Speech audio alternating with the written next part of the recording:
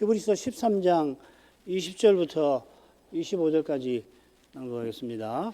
양의 큰 목자이신 우리 주 예수를 영원한 언약의 피로 죽은 자 가운데서 이끌어내신 평강의 하나님이 모든 선한 일에 너희를 온전케 하사 자기 뜻을 행하게 하시고 그 앞에 즐거운 것을 예수 그리스도로 말미암아 우리 속에 이루시기를 원하노라. 영광이 그에게 세세 무궁토록 있을지어다. 아멘. 형제들아, 내가 너희를 권하노니 권면의 말을 용납하라. 내가 간단히 너희에게 썼느니라. 우리 형제 디모데가 놓인 것을 너희가 알라.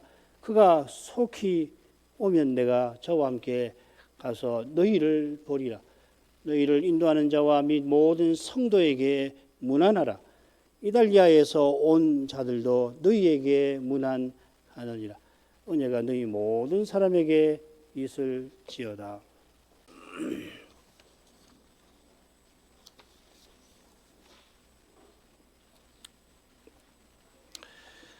신약의 선자는 소신받는 신자들이 배도의 위험을 벗어날 실제적인 길을 마지막에 권합니다. 그 길은 제사입니다. 이 제사는 예배로 하나님을 가까이 하는 것, 특별히 찬미 제사가 그걸 가리킨다고 믿는데, 또한 거룩한 삶으로 하나님을 향하는 것, 선을 행함과 서로 나눠주는 제사가 그것을 가리키는 것 같습니다. 찬미의 제사는 입술의 열매인데, 이 열매는 하나님의 이름을 증가하는 삶에서 맺는 것입니다. 그처럼 선을 행함과 나누어 주기도 그리스도의 능력을 지고서 그리스도께로 향하는 삶을 가리키는 것입니다.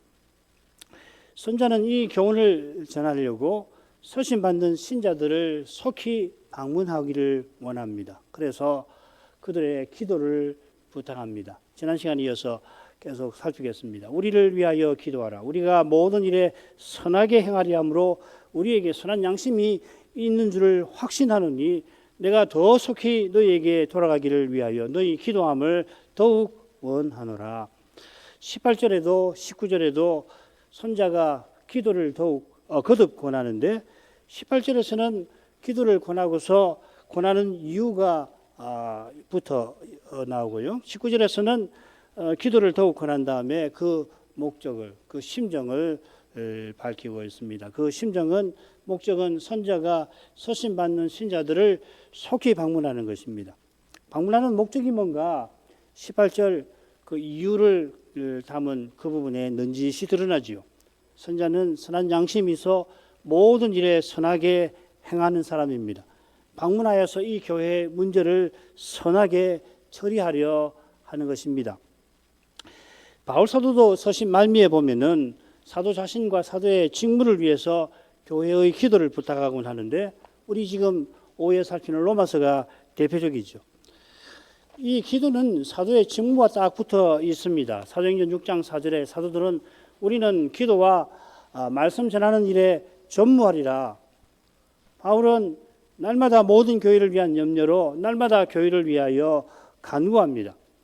주님께서 내가 내 교회를 세우리라 하신 것처럼 사도의 마음을 짓누르는 모든 교회의 온갖 문제도 오직 그리스도가 해답이 되시는 것입니다.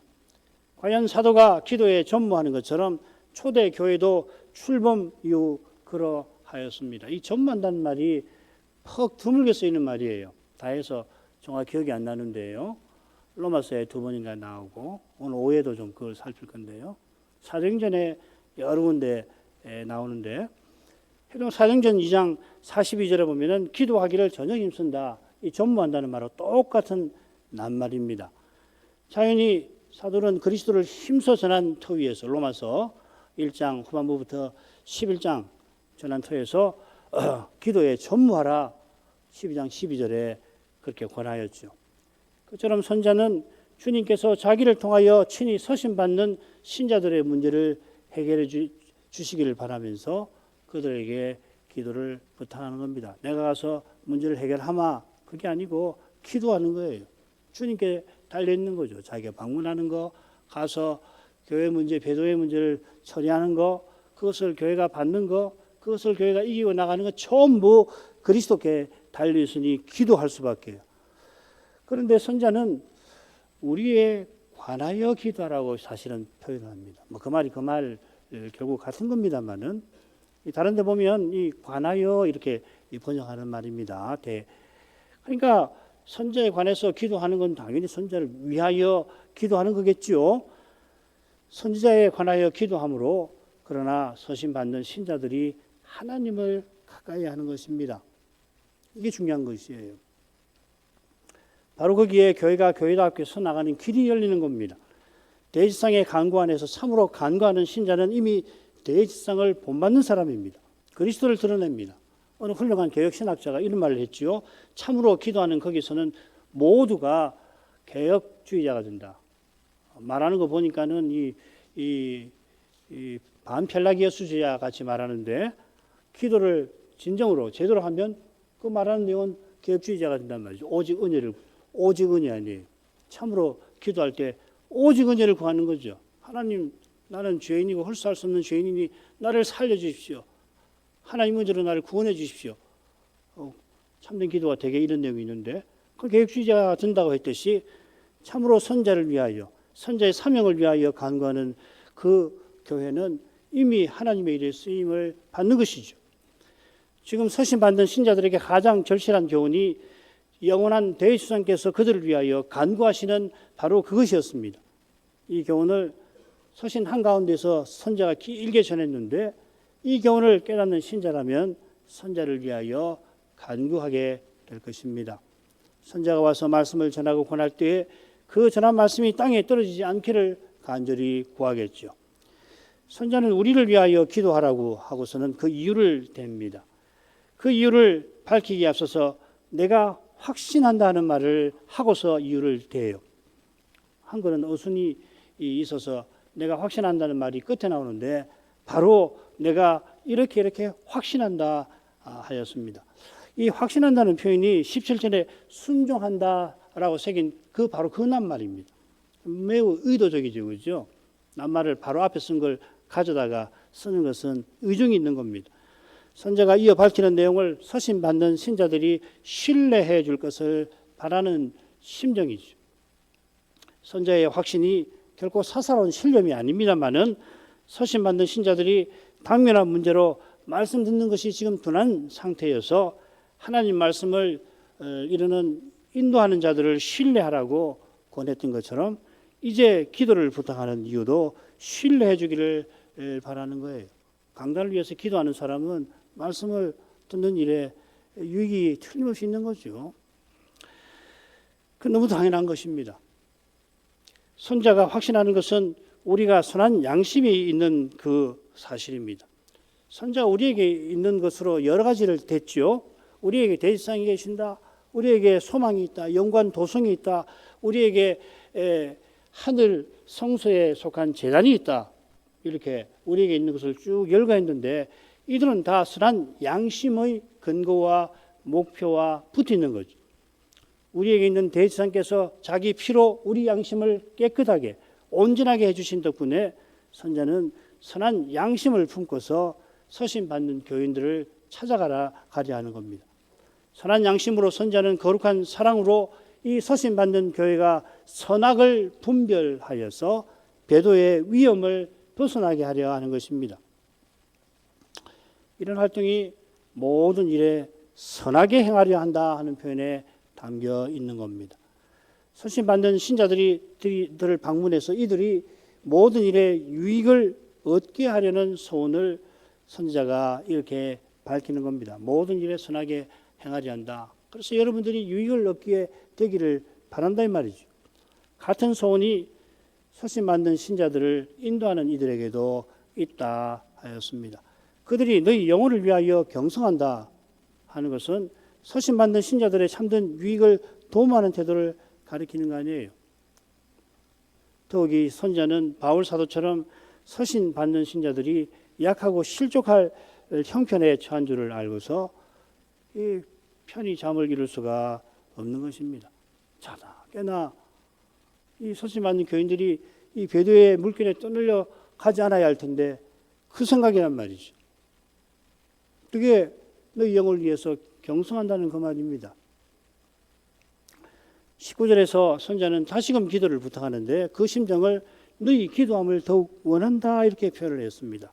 이 더욱이라고 새긴 이 표현이 짝을 이루는 둘째 대목 한 번 더 나왔습니다. 2장 1절에 나와요. 그런 모든 것을 더욱 간절히 삼가라.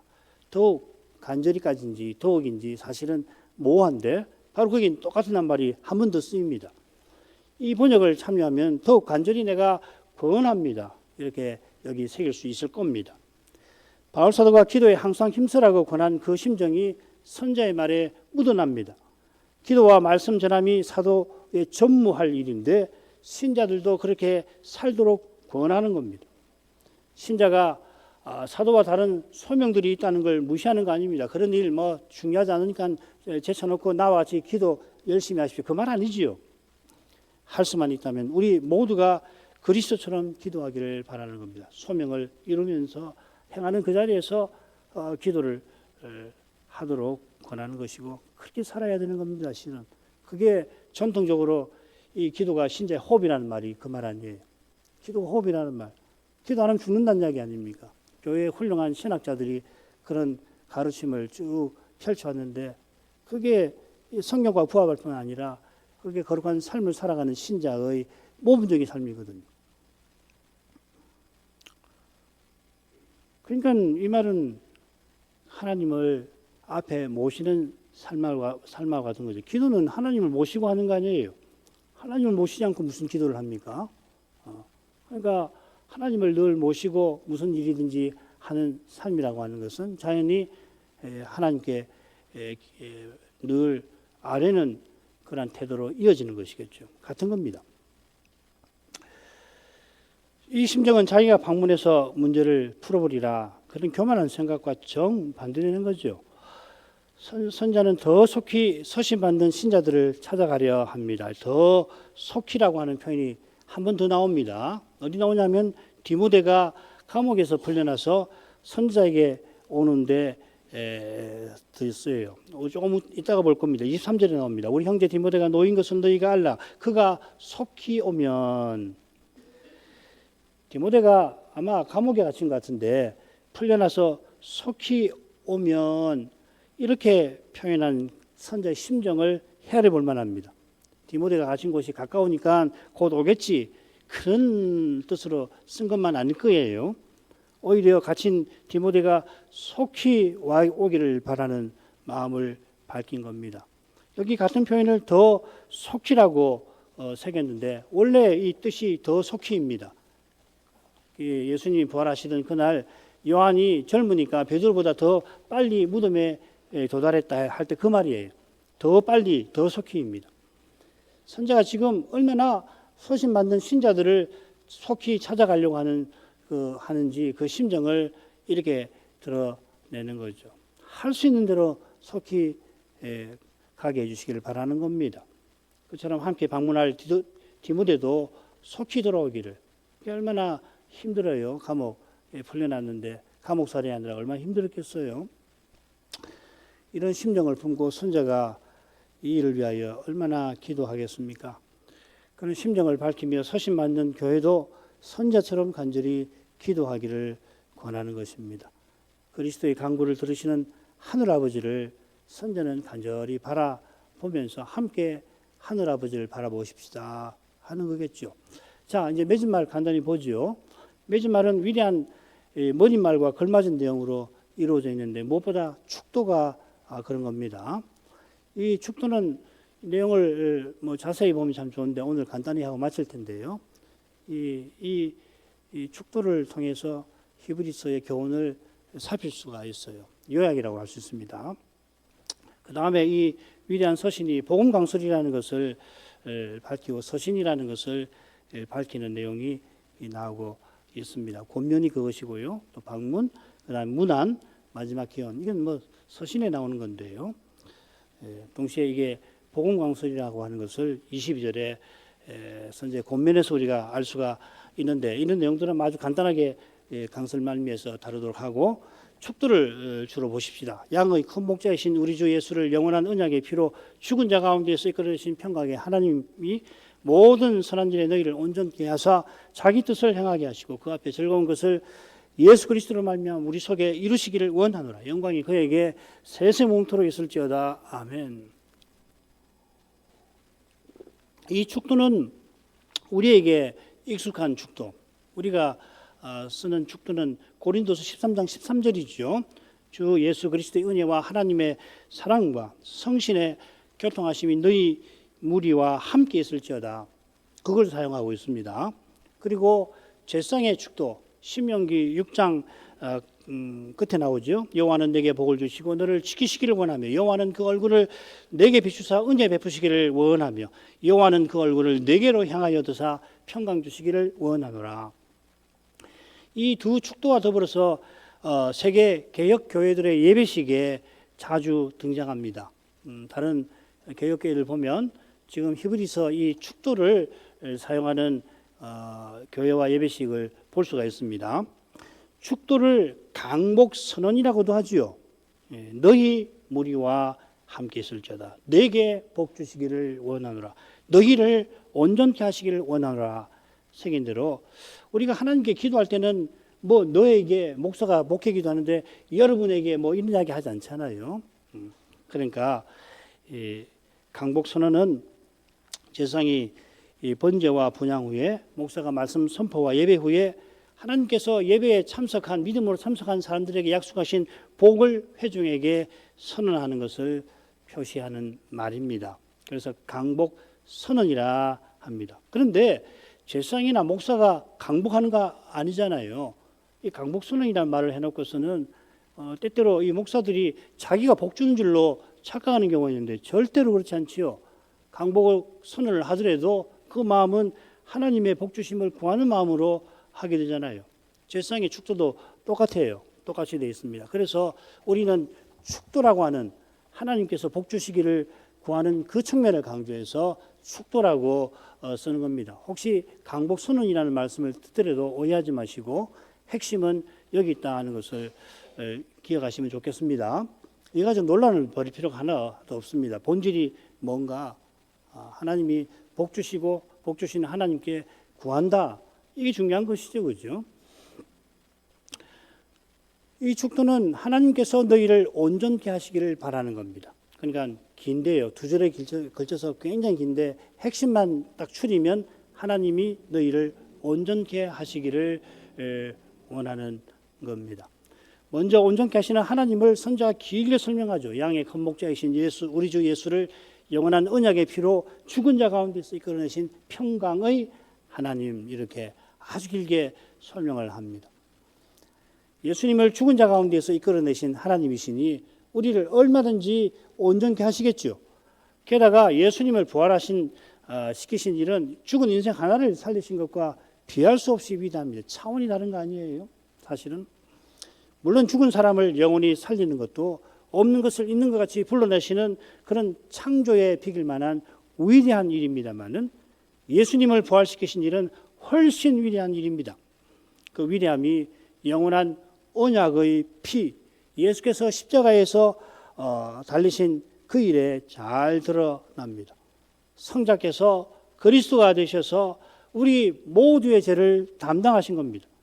여호와 하나님이 여호와의 종이 되시는 이것도 사람의 생각을 넘어서는 일인데다가 그 여호와의 종께서 많은 사람을 우리 모두를 위하여 심지어 속건 죄물 되신 것도 사람의 경험을 벗어난 일이죠. 히브리서에서는 대속죄제를 강조하잖아요.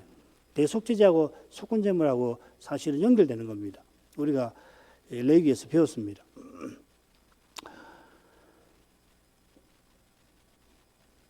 그게 예수님이 해렘 당하신 거 아니에요. 십자가에서 죄인으로, 보통 죄가 아니라 하나님의 거룩하심을 침해한 죄인으로 하나님께 저주를 받으신 거 아니에요.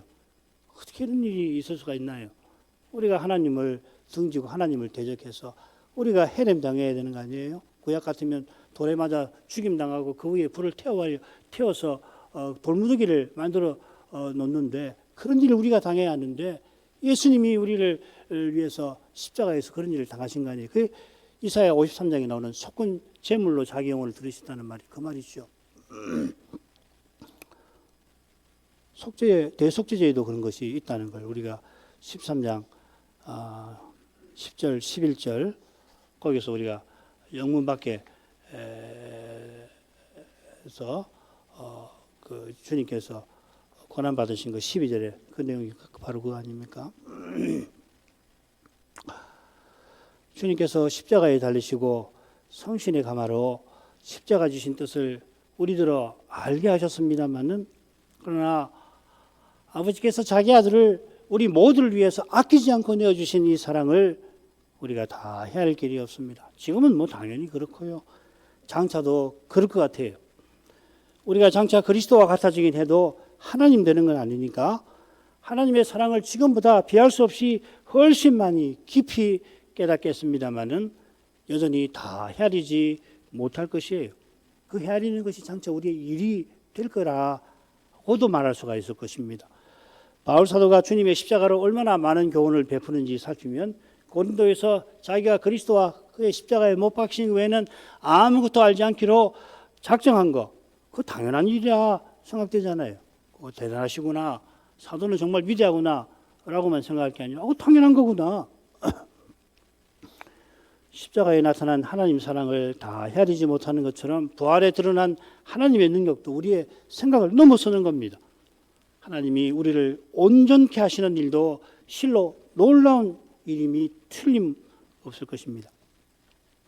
하나님께서 십자가 지신 그리스도를 양의 큰 목자로 세우셨습니다.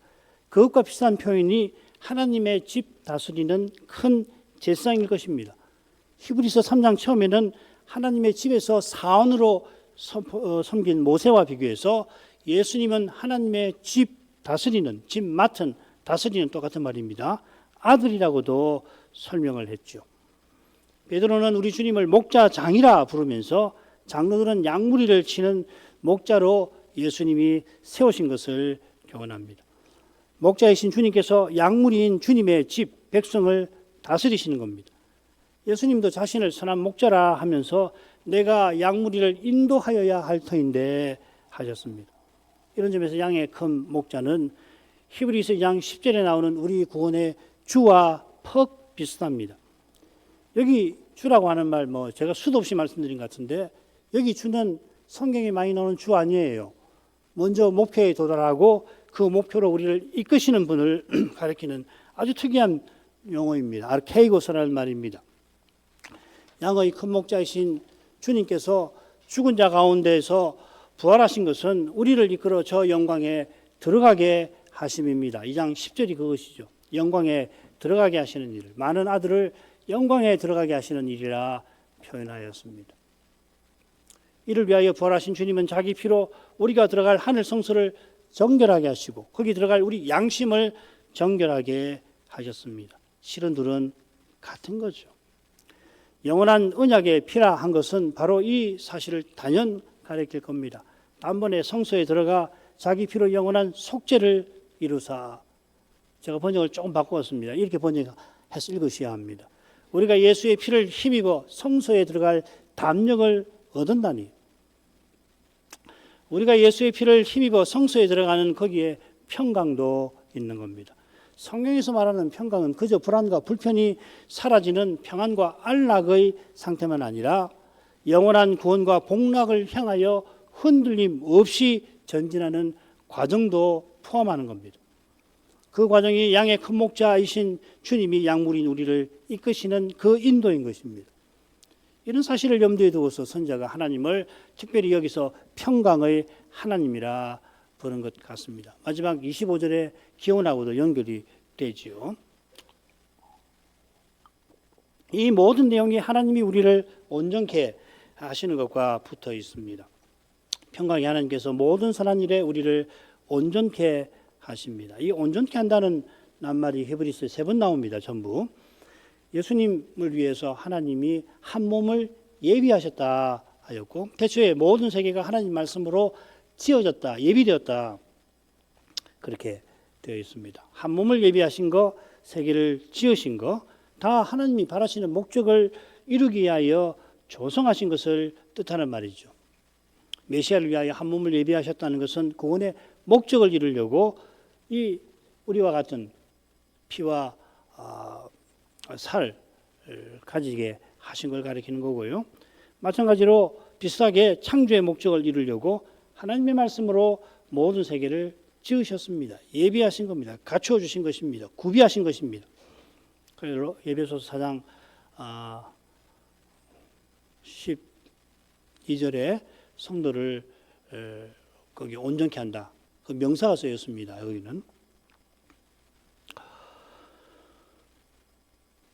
하나님께서 우리를 온전케 하신 것도 원하시는 목적을 이루려 하심입니다. 그 목적이 뭔가 모든 선한 일과 붙어 있습니다. 지난 시간에 말씀드렸던가요? 모든 선한 일은 장래 좋은 일과 붙어 있는 겁니다. 율법이 이 그림자로서 장래 오는 좋은 일을 가리켰다 했는데 그 일이 뭐냐면 메시아가 온전한 제사를 드리는 거고요. 대제사장으로서 하늘 성소를 영원히 정결케 하시는 일입니다. 하늘 성소는 나고 자란 지상의 본향보다 더 나은, 더 좋은 본향이고 더 좋고 또 영구한 산업입니다.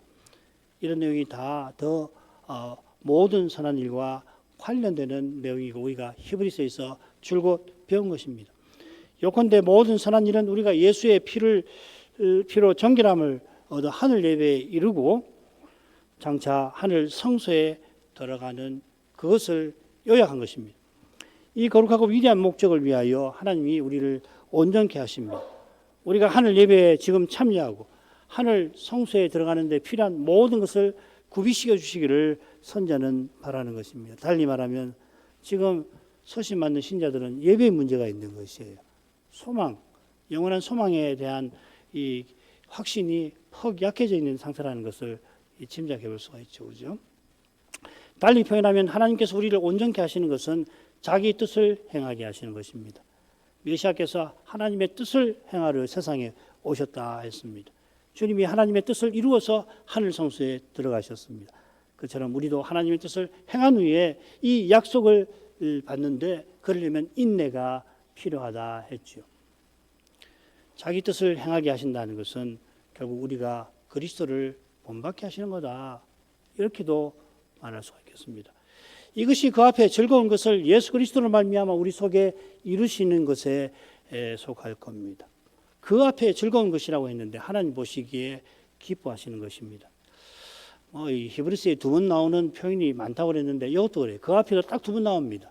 어디 나오냐면은 우리를 상관하시는 자의 눈앞에가 나오는 거기 나옵니다. 4장 13절이에요. 지으신 것이 하나라도 그 앞에 나타나지 않음이 없고 오직 만물이 우리를 상관하시는 자의 눈앞에. 이건 우리가 장차 심판장 앞에 가서 이 결산하는 것, 회개하는 것을 가리킨다고 그랬죠. 상관이라는 말이 회개, 결산하는 거.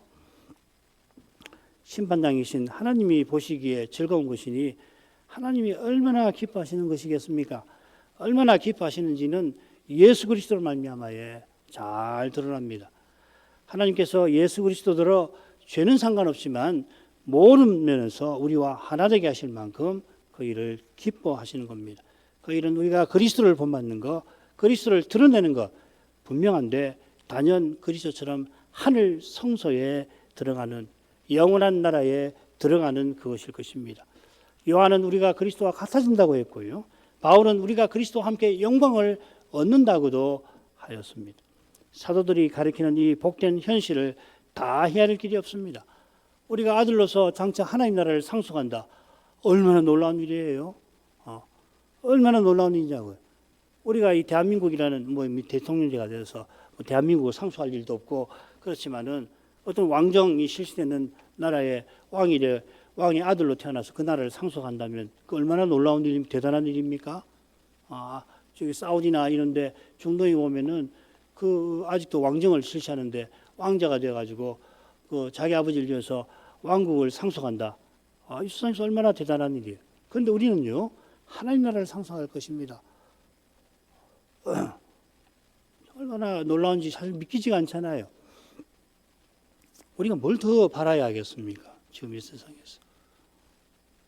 그거 말고 그걸 약속하시고 이미 그것을 미리 맛보게 해주셨는데 우리가 뭘 더 바라야 하겠습니까? 바라면 안 되지요, 사실.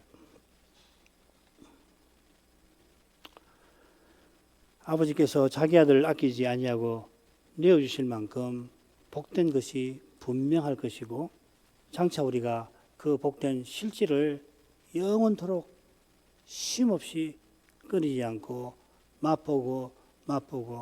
맛보면서 더욱더욱 맛보게 되겠죠.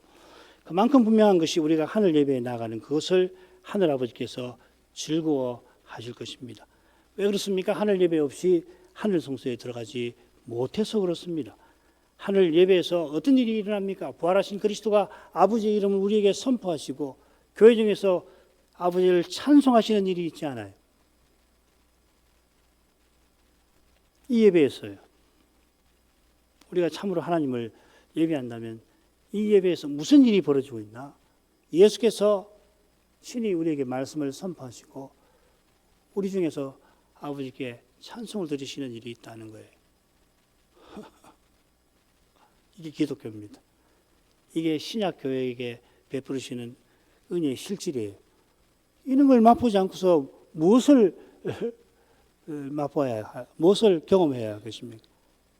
교회에서 무엇을 바라야 할 것입니까? 이것을 제쳐놓고 교회에서 뭘 원하십니까?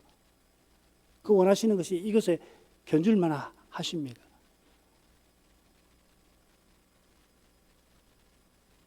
이게 있어야 교회인 거예요. 이런 일이 있어야 예배를 드리는 거라고 할 수 있는 거라고요. 종교 예식을 행한다고 한다면 다른 종교하고 이름만 다를 뿐 아니에요. 실질적으로. 그래서 나는 하나님을 예배하지. 하나님이라고 하는 내가 아는 하나님을 머리에 염두에 두고서 그분에게 종교적인 행사를 활동을 하는 것이 이니 다르지. 그렇게 말할 수 있을까요? 아니면 우리 찬송은 그냥 수사예요. 우리 찬송의 이 아름다운 가사, 이 가사 한번 보세요. 얼마나 놀라운 가사예요. 이게 어떻게 성부, 성자, 성신. 기독교는 삼위일체를 믿는다고 하고서 실질적으로 단일 신론자가 대부분이다 하는 말을 어느 가톨릭 신학자가 했습니다. 기독교는 분명히 삼일체인데 삼일체를 믿는다고 했는데 그 기도하는 거나 삶이나 말하는 거나 찬송을 보면 단일신이래요. 삼일체인 거예요. 예배에서 지금 여기서는 장차는 다를 수 있을지 모르겠는데 다르겠죠. 지금 여기서 삼일체를 맛보는 건 예배에서 맛보는 거라고요. 삼일체를 어떻게 합니까? 기독론이죠. 그게 나는 길이요라고 하는 그 말이라고요. 그게 무슨 말입니까? 히브리서에서는 그리스도가 예배에서 친히 아버지를 우리에게 선포하시고 교회 중에서 친히 찬송하신다는 거예요. 놀랍지 않습니까? 이게 개혁교회가 고백해오던 그 고백의 핵심 아니고 뭡니까? 오직 그리스도, 전부 그리스도, 삼위일체. 복음 강설이 하나님 말씀이다. 여기 이 말씀 있잖아요. 이걸 얼마나 하나님께서 기뻐하시겠습니까? 이 시대의 도전을 이길 길은 여기서 열리는 것입니다. 다른 방법 없습니다. 아무리 생각해 보세요. 다음 세대를 위해서 교회가 뭘 해야 한다. 별의별 의논들이 다 있습니다만은 이런 예배 없이 뭔 수로 이 시대를 알며 이 시대의 도전을 이길 수 있느냐 말이죠. 그렇지 않습니까? 다른 길이 있으면은 말씀하십시오. 그것이 더 나으면 그 길로 가는 것이 맞습니다. 또 다른 교회는 그렇게 할 수 있을 거예요. 적어도 우리 교회는 그런 교회입니다. 하나님의 이름을 불러 복을 빌던 선자는 영광송을 부릅니다. 영광이 그에게 세세무궁토록 있을지어다. 여기서 핵심은 뭐냐면 영광을 돌리는 그분이 누구신가 하는 건데 문맥으로는 그리스도인 것 같아요. 원문 읽어보면 분명합니다. 그러나 우리의 찬송을 받으시는 그리스도는 하나님이시지요. 우리는 예수님에게 찬송을 돌리는 교회 아니에요? 우리 예수님, 우리 구주님, 우리 하나님 찬송합니다. 네, 그걸로 답을 할 수가 있겠습니다. 자, 나머지는 간단하게 보겠습니다. 형제들아, 내가 너희를 권하노니 권면의 말을 용납하라. 내가 간단히 너희에게 썼느니라. 우리 형제 디모데가 놓인 것은 너희가 알라. 그가 속히 오면 내가 저와 함께 가서 너희를 보리라. 너희를 인도하는 자와 및 모든 성도에게 문안하라. 이달리아에서 온 자들도 너희에게 문안하느니라. 은혜가 너희 모든 사람에게 있을지어다. 이 손자가 이 히브리서를 권면의 말이라고 말하는데 이건 강설이란 뜻이에요.